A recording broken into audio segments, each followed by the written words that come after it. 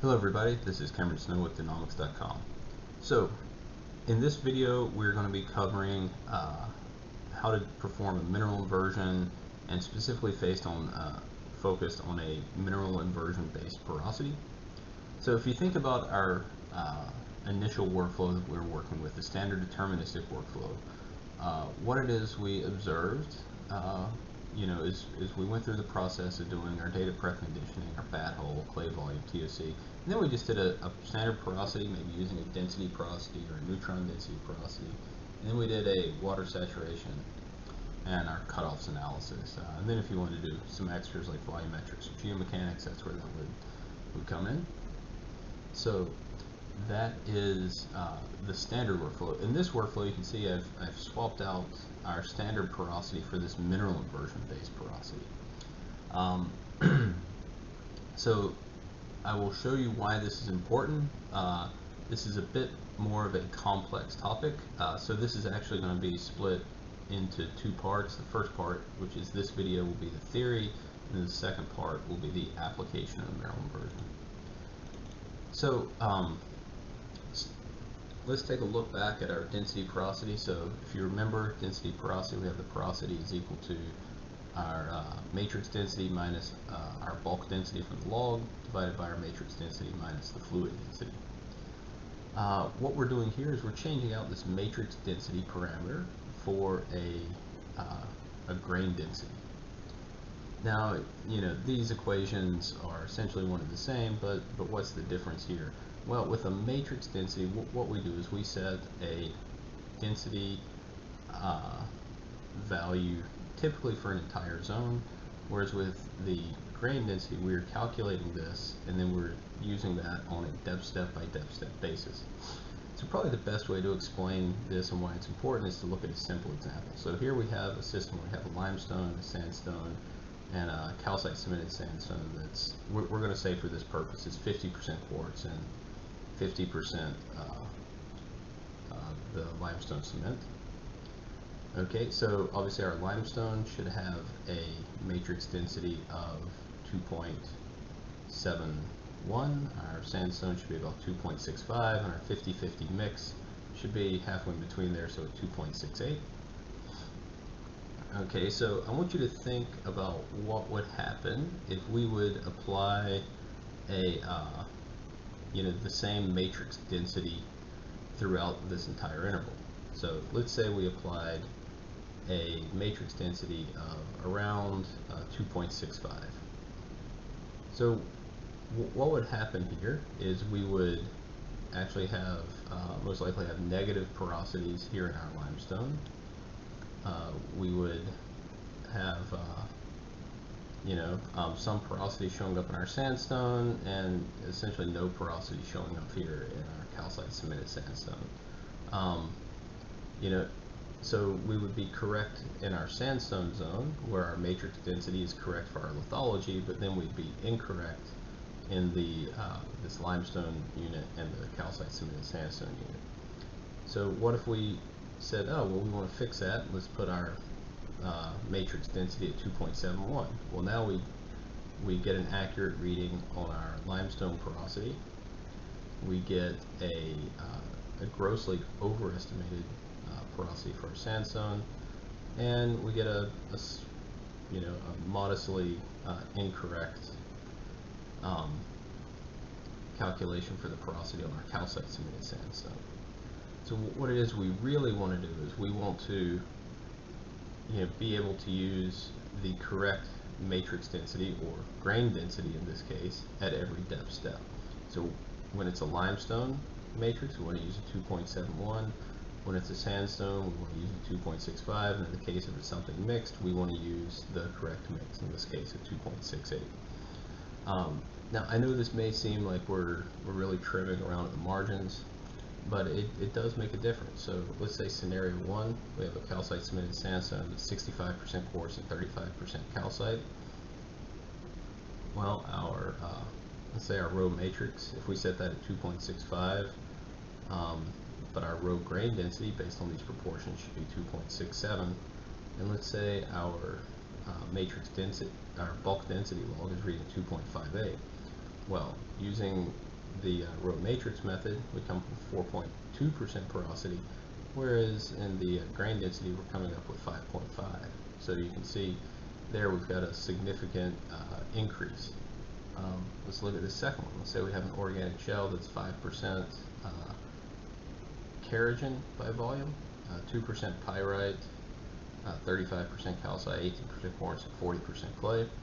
So we might set our row matrix at 2.75 for this, where our row grain density is actually saying it's 2.69, and let's say our log is once again reading 2.58.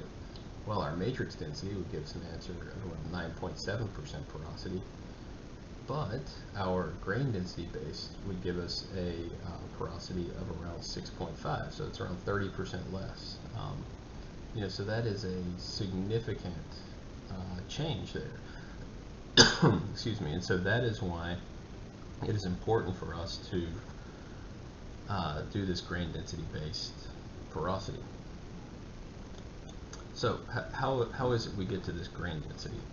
Well, what we need to do is we need to do a mineral inversion, and this involves a little bit of matrix math, but it's easy for us to explain on a mineral by mineral basis, especially if we're just thinking about one log. So if you think about it, we have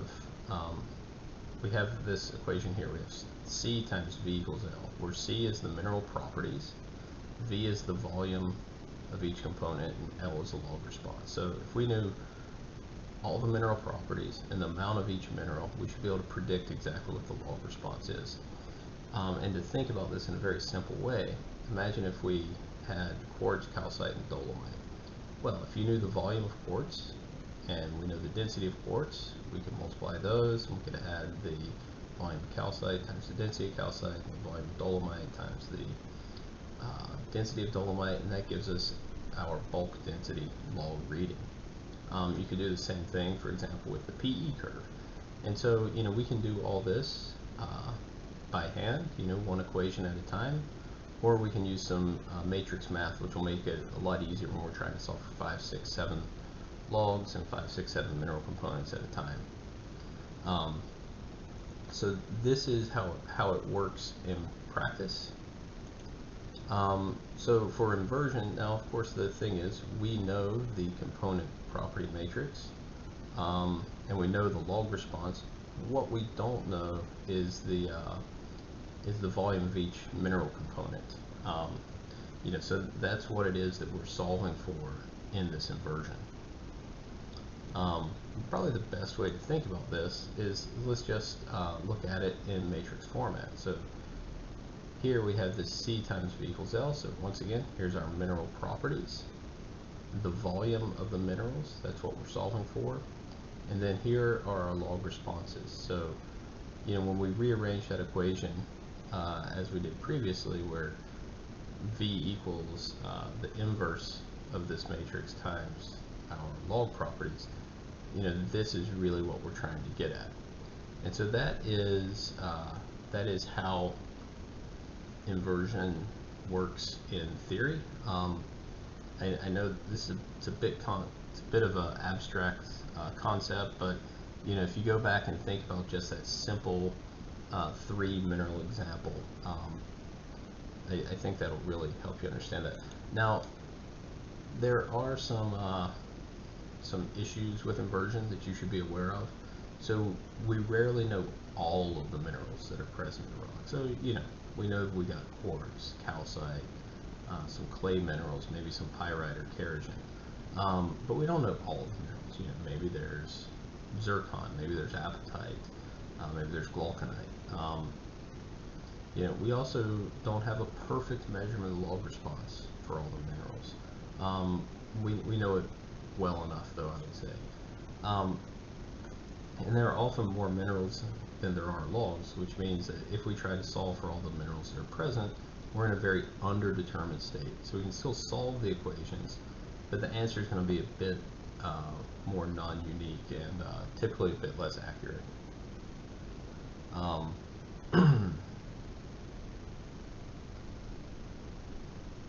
So that is those are some of the issues with mineral inversion. you know, in terms of thinking about this, some more. Let's go back to our equation. So, you know, we can solve this very quickly using any modern computer. There are lots of optimization algorithms that will allow you to solve this, but some of these are going to be impossible.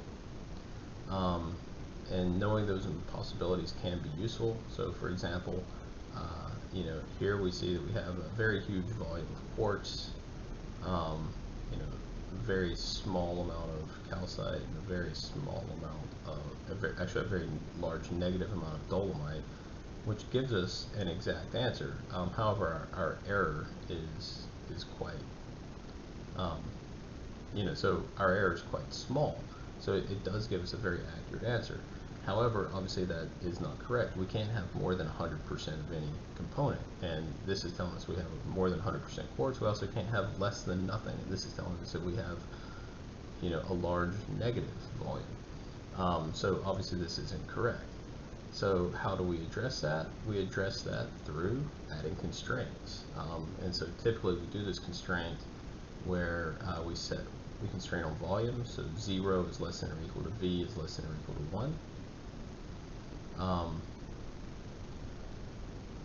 So then we need to decide what it is we need to minimize on in our solver. And so a lot of times what we'll do is we will try to minimize on the difference in our actual and predicted log values. So here we have this parameter I of A, which is the incoherence, and that's the just the difference between the actual log value and the predicted log value. And so we're going to try to minimize on this function. And of course, you know, we can add more sophistication into this by you know, looking at all the logs simultaneously, and then we can also add in the uncertainty associated with each of those logs to essentially give ourselves a weighted solution based on each of the logs there. And so that is how inversion works. And so what I want to do is I just want to revisit this slide here, and let's think about how the inversion would solve for this. So we come through and we have our limestone. You know, if this is basically pure limestone with just some pore space in here, the mineral inversion should give us a bulk density of around 2.71 through here. And so we'll have our 2.71 here, and then we're going to have a matrix density of 2.65 for our sandstone, and then 2.68 for our half and half calcite cemented sandstone. And so that is what we want the inversion to come out with, and we want it to come out with that on every depth step. So it doesn't matter if this is 5 foot thick or 100 foot thick or just 1 foot thick, the inversion will solve for it at that depth step, which will allow us to start calculating complex lithologies without having to try to divide, you know, each of these different lithologies into different zones, which would just become impractical through time. Okay, well that's it for this video. I know this is a bit of a complex subject, and you may need to go over this a couple of times. Probably the resource that helped me understand it the most was the Doveton book on mathematical petrophysics. It's an excellent reference out there, and he really does a good job of explaining inversion step by step. Alright, I hope this was useful to you, and we'll have the second half of this, which is the applied portion, coming out shortly. Thank you. Goodbye.